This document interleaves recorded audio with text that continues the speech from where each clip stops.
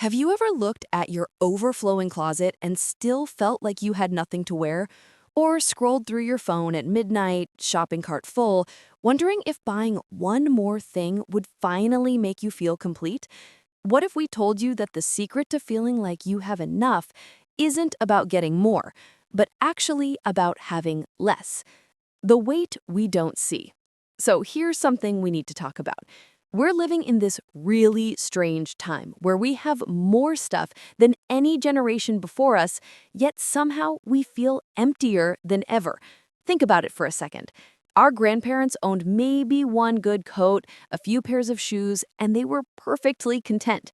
Fast forward to today, and we've got closets bursting at the seams, storage units packed with things we forgot we even owned, and still that nagging voice in our head whispers that we need more. This constant feeling of not having enough has a name, and it's called scarcity mindset. It's this deep fear that sits in our chest, making us believe that there's never going to be enough, that we're never going to be enough. We hoard things just in case. We buy duplicates because what if we run out? We keep clothes from 10 years ago because maybe, just maybe, they'll come back in style. But here's the thing that nobody really talks about. All this stuff we're holding on to isn't making us feel secure. It's actually doing the complete opposite. It's drowning us. When East meets overwhelm. Now, let's shift gears and talk about something that changed everything for us. Japanese minimalism. And no, this isn't about those super stark white rooms you see on Instagram with nothing but a single plant in the corner. That's not what we're getting into here. Japanese minimalism goes so much deeper than just aesthetics. It's actually a whole philosophy about life, about what matters, and about finding peace in simplicity. The Japanese have this concept called ma, which roughly translates to the beauty of empty space. It's not about having nothing, but about having just enough so that everything you do have can breathe. There's room to think, room to feel, room to actually live.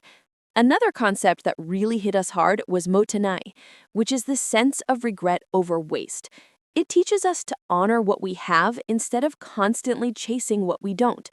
When you start looking at your possessions through this lens, everything changes. Suddenly, it's not about how much you own, but about how much value each thing brings to your actual life. The turning point that shifted everything. We remembered the exact moment when things clicked for us. We were standing in our bedroom, surrounded by piles of clothes we were trying to organize for the 100th time. Drawers wouldn't close, hangers were doubled up, and we had bins under the bed stuffed with things we hadn't touched in years. And right there, in the middle of all that abundance, we felt completely suffocated. How did we get here? When did having options turn into having chaos? That's when we stumbled across the Japanese approach to minimalism, and honestly, it felt like someone had turned on a light in a dark room. The first thing we learned was about danshari, which is basically the practice of refusing, disposing, and separating from things. But it's not just about throwing stuff away. It's about breaking that emotional attachment we have to objects that no longer serve us. We started small, really small. Just one drawer, then one shelf, then one closet. And with each item we let go of, something unexpected happened. We didn't feel loss. We felt lighter. We felt like we could finally breathe. Why we cling and how to let go. Here's something that might surprise you. According to research from UCLA, the average American home contains around 300,000 items. 300,000. That number is absolutely wild when you think about it. But here's the even crazier part. We only regularly use about 20% of what we own. So 80% of our stuff is just sitting there, taking up space, collecting dust, and weighing on our minds whether we realize it or not. So why do we hold on? Well, there's actual psychology behind this. We get attached to things because we tie memories to them, or we think they represent a version of ourselves we want to be. That dress you bought for the person you hoped to become, the kitchen gadget for the chef you imagined you'd be, the books you'll read someday when life slows down. We hold on to these things because letting go feels like giving up on those dreams. But what Japanese minimalism taught us is something powerful. Letting go isn't giving up.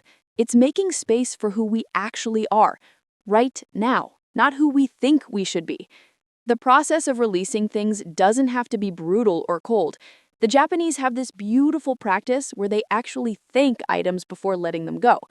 It sounds a little unusual at first, but there's something really healing about acknowledging that yes, this thing served a purpose, and now it's okay to move on. When we started doing this, the guilt we felt about getting rid of things just melted away. What actually changes when you embrace less? So, what happened when we really committed to this? The changes weren't just about having a tidier space, though that was definitely nice.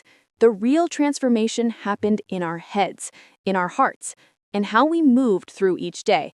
That constant background noise of mental clutter started to fade.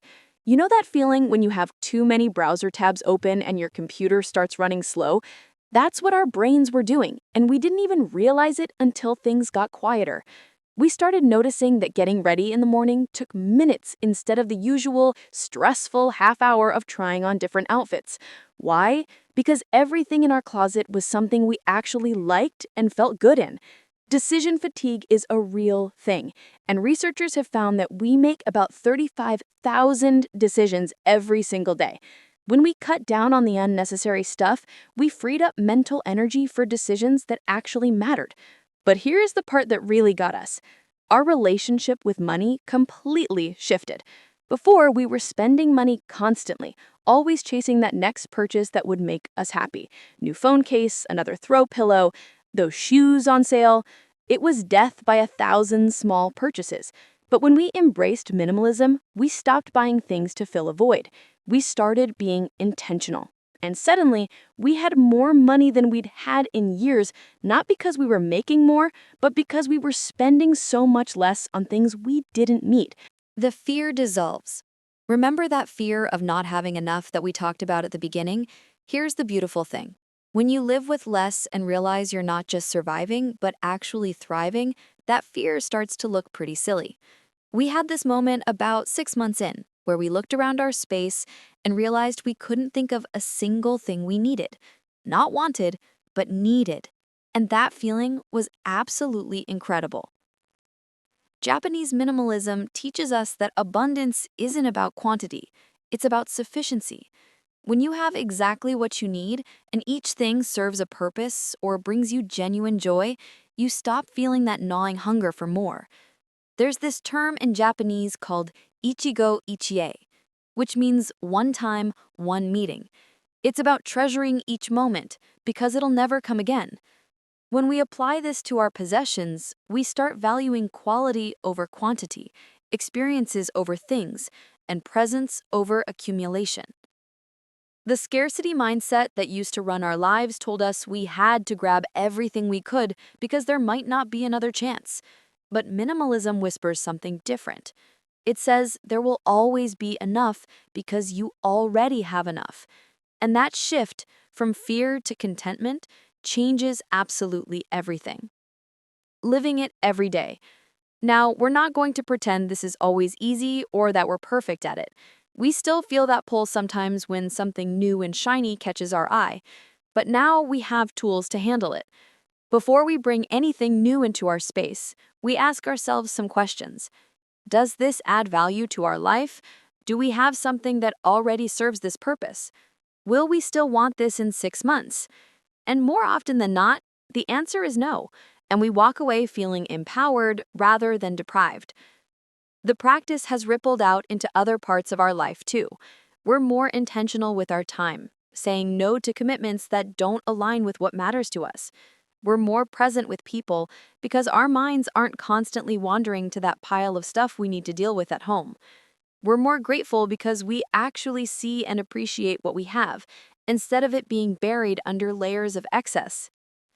The freedom in enough.